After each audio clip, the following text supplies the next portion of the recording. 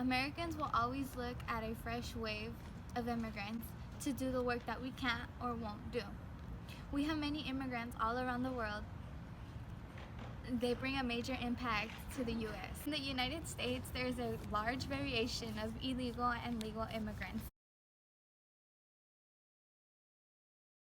There is a percentage of about 31.9 million legal immigrants in the U.S. The top three percentages in the United States are 15.6% are Mexican, 6.3% are Indian, and 7.3% are Chinese.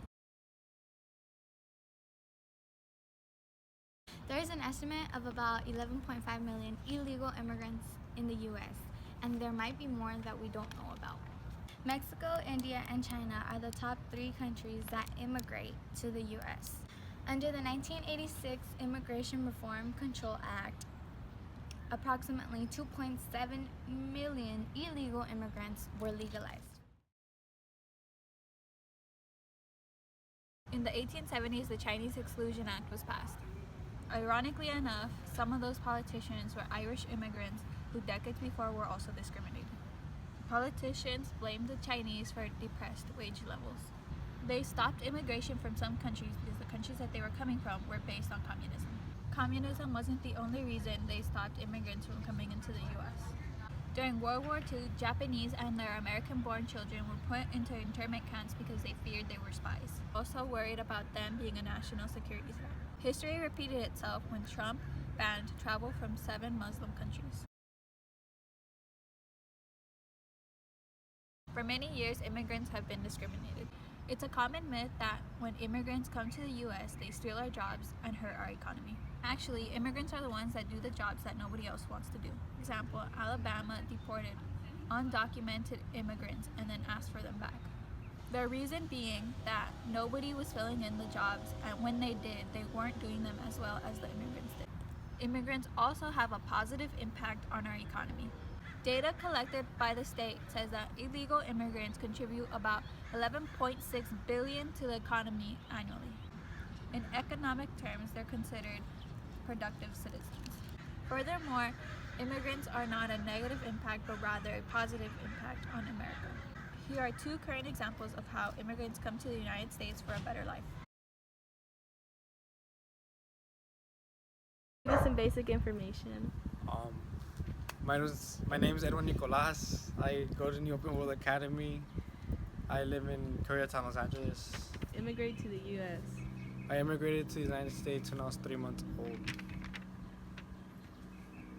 Why did your family decide to immigrate? My family decided to immigrate to the United States to live a better future, and because I had a family residing here already, and my mom thought it was the best for me and for her as well. What challenges did you face as an immigrant being here? Challenges would be such as finding jobs, because every job requires a social security. Not being allowed to go to certain places like San Diego or anywhere that's along the borderline. Not committing any felonies, because that may result into a deportation. And such as applying to colleges or scholarships. Some scholarships require your social security number, and for colleges I don't get Pell Grant, which is federal money, so it's harder for me to attend my dream college. What motivated you to do good in school? My motivation to do good in school would just be, my family. In 10 years, what do you want to bring back to your community? So in 10 years, hopefully when I have my career, I want to provide students with the same background as me. I want to provide them with a scholarship so they could pursue their dream. What advice would you give other immigrants who are going through what you went through? Some advice I'd give to immigrants would be that you could achieve anything a citizen can do, and yeah, you may have some obstacles, but obstacles are meant to be overcome. Immigrants. As an immigrant, what do you feel are immigrants' impact in America? I believe immigrants are a huge part of the labor force. They work at much lower wages, and they work in horrible working conditions, some that U.S. citizens wouldn't do. I also believe that they're a huge part of the economy, and without immigrants, the U.S. economy. My name is Jose Aceves, and I'm a senior at the New Open World Academy in the Los Angeles Unified School District. and I live in Koreatown. At what age did your parents immigrate to the United States? Both of my parents immigrated from Mexico to the United States when they were in their 20s. What challenges did your parents face coming here? They first immigrated to the United States. It was very difficult for them to get a well-paying job. I remember they had to take job as a dishwasher and as a nanny, and it was very difficult for them to raise enough money to get a good home. I remember they lived in small apartments, cramped apartments, so it was very difficult for them to have a comfortable life here.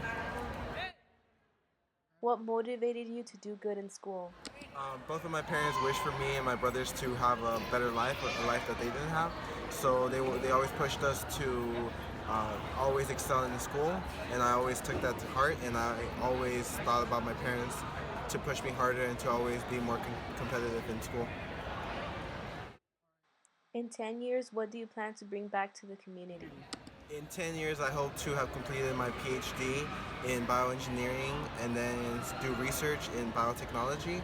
Apart from that, maybe start a foundation for students in low-income neighborhoods to supplement their classrooms and maybe provide them programs and resources to excel in STEM fields. What advice would you give to people who are going through what you went through?